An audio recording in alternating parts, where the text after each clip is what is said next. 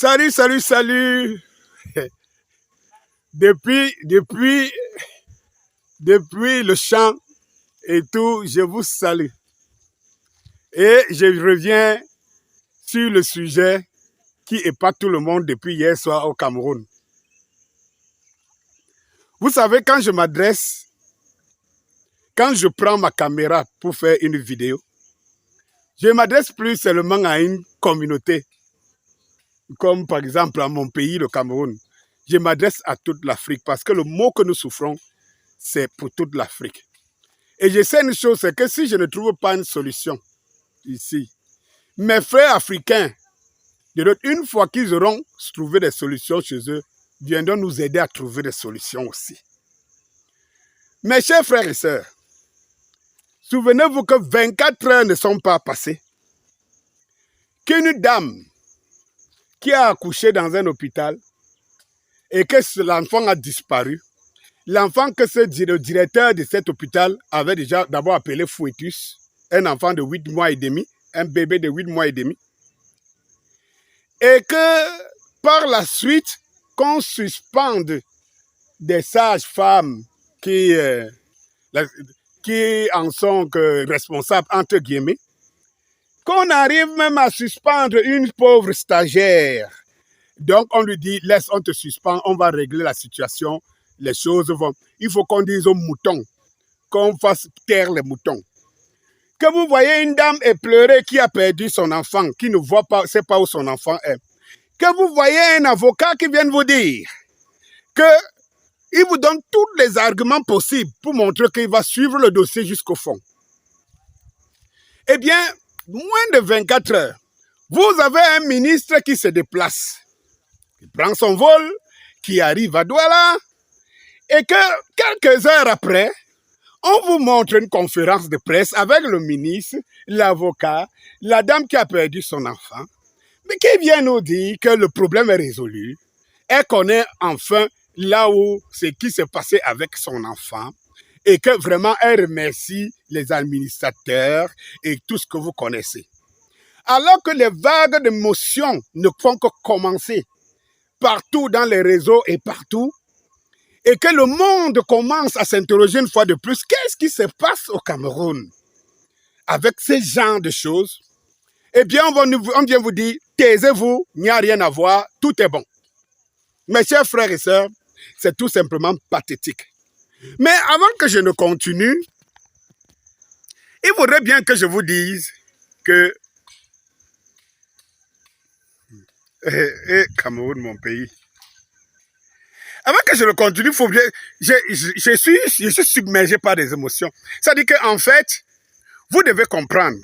Quand je vois des gars que du jour au lendemain, qui avaient une verve contre ce système et ce régime, et du jour au lendemain, venus vous présenter comment ils sont devenus RDPcistes, vous devez les comprendre, hein? Vous devez les comprendre. Quand vous voyez les gens comme les Nidjan Frundi, les Joshua, tous ceux que vous connaissez comme opposants, vous pouvez aussi les comprendre.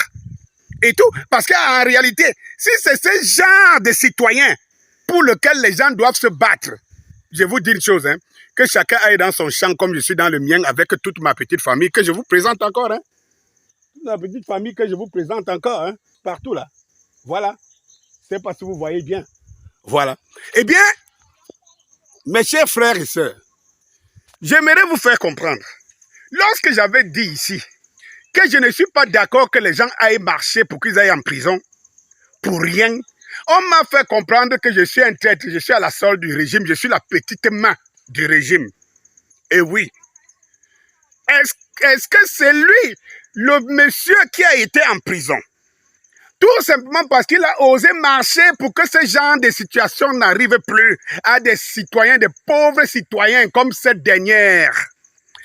Quand ces gens voient ça, et qu'ils se rendent compte qu'ils ont fait les 2-3 ans de prison pour de ce genre de Camerounais et de Camerounaises, vous devez vous poser la question. Est-ce que c'est Danny Scorpio qui avait tort?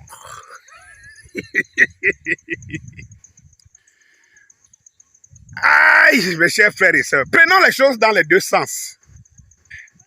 Est-ce que le ministre, ce ministre de la Santé, qui est venu nous jouer ce scénario, Est-ce qu'il a une famille? Est-ce qu'il a les enfants? Est-ce qu'il n'a pas de sœurs? Est-ce qu'il n'a pas de filles? Est-ce qu'il n'a pas de... Je ne sais même pas ce que je peux dire. Est-ce qu'il n'a pas toutes ces femmes qui pouvaient aussi aller dans un hôpital et qu'on prenne leurs enfants comme ça? Au point de venir jouer terre. Parce qu'on sait et l'argent est passé dessus. Et j'ai tellement honte pour bagarrer, donner ma vie à des Camerounais, des citoyens camerounais dont on peut acheter pour peu, perdre son enfant. On vient d'acheter que le lendemain, moins de 24 heures, elle vient nous dire tout est bon. Qui a encore le courage?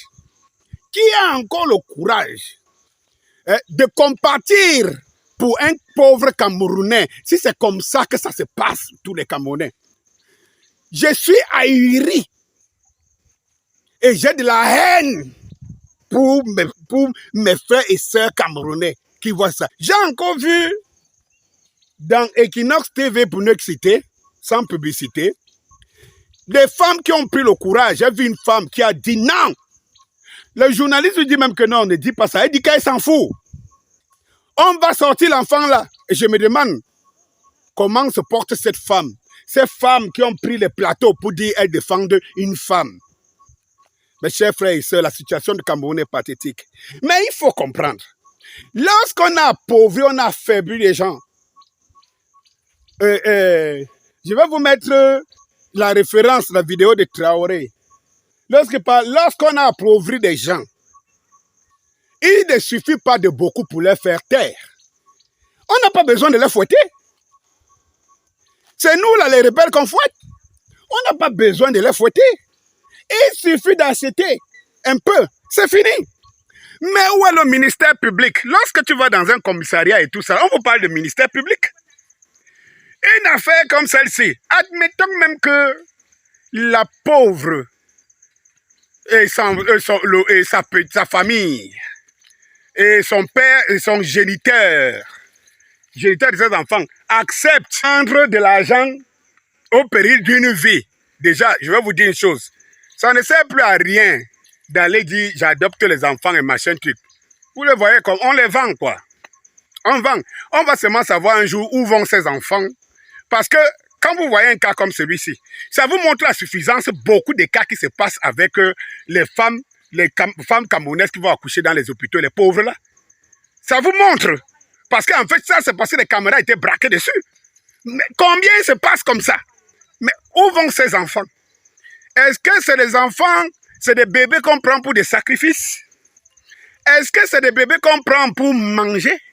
Donc, je vous disais, quand vous voyez ce genre de situation, vous vous dites où vont ces enfants? On ne sait pas. De toutes les façons, est-ce que on n'a plus une république avec des lois, des codes? On n'a plus un ministère public? Est-ce que le ministère public est seulement bon pour les gendarmes, les policiers? Lorsqu'on tu apportes ta petite histoire, au machin te dit va monter une plainte. Après, on prend les pauvres de Trouy pour une affaire de 1000 francs, 10 000, on met en prison, on les fait payer, après on les dit ministère public. À quoi nous sert le ministère public? Est-ce que, au-delà du fait que les familles peuvent même dire, est-ce que le ministre peut nous expliquer que ça soit normal? Donc, à chaque fois que ça va se passer, le ministre va atterrir, ça va s'organiser et on va dire, fini, passez, ça ne vous concerne pas. Hey, Cameroun est un continent. Aïe, aïe, aïe, aïe, aïe, aïe. Vous les garçons, je ne parle pas de celui-là parce que je sais que celui-là, c'est lui-même qui a demandé à la femme d'accepter. Vous les garçons qui faites des enfants aujourd'hui avec des filles dehors, la pauvreté et la galère est si tentante, la pauvreté et la galère sont si tentantes que ne soyez pas surpris que votre fille, votre femme, votre copine, votre petite rentre un jour de l'hôpital n'ayant plus d'enfant et vous dites que l'enfant est mort, on a enterré. Parce que c'est un marché, c'est un business, ça paye. Il faut voir les choses dans tous les côtés. Pourquoi on nous vous demande de ne pas entrer avec avec votre femme, votre petite, hein, pendant que vous accouchez. Pourquoi? On comprend maintenant pourquoi. On comprend pourquoi. Et les pauvres à la maison, se disent, ouais, j'ai accouché, l'enfant est mort. Ouais, j'ai accouché, l'enfant est passé. Vous pouvez imaginer le nombre de cas comme ça.